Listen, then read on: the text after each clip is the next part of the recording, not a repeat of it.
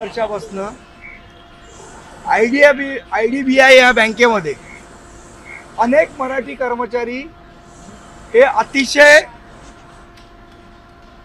तन्मयतेने काम करत असतात, बँकेला सहकार्य करत असतात।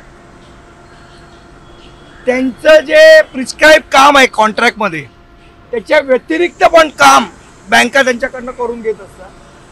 आम्ही सातत्याने ही मागणी बँकेकडे गेले 5 वर्ष पत्रव्यवहार करतोय की त्यांना जो तुम्ही पगार देताय त्या पगारामध्ये हे काम करणं शक्य होत नाहीये कर्मचाऱ्यांना। तर या संदर्भातली चर्चा तुम्ही आमच्याशी करावीत, कर्मचाऱ्यांची करावीत। या प्रकारची मागणी आम्ही गेले 5 वर्ष करतोय।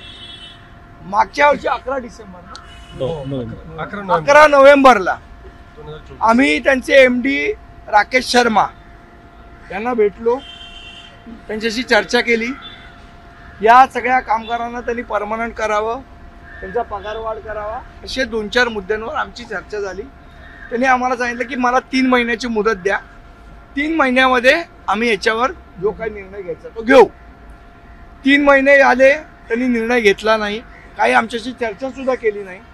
त्यानंतर आम्ही पुन्हा पत्र त्यांना दिली। आम्ही गेले 4 महिने सातत्याने त्यांच्याबरोबर पत्रव्यवहार करतोय की या संदर्भातला चर्चा तरी करा। चर्चा सुद्धा करायला तयार नाही। त्यामुळे आज आम्ही तिकडे मोर्चा काढायचं ठरवलेलं, पण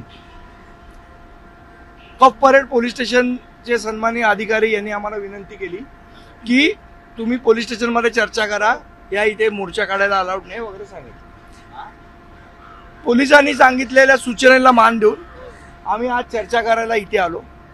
पण IDBI बँकेचे अधिकारी हे अत्यंत माजलेले अधिकारी आहेत।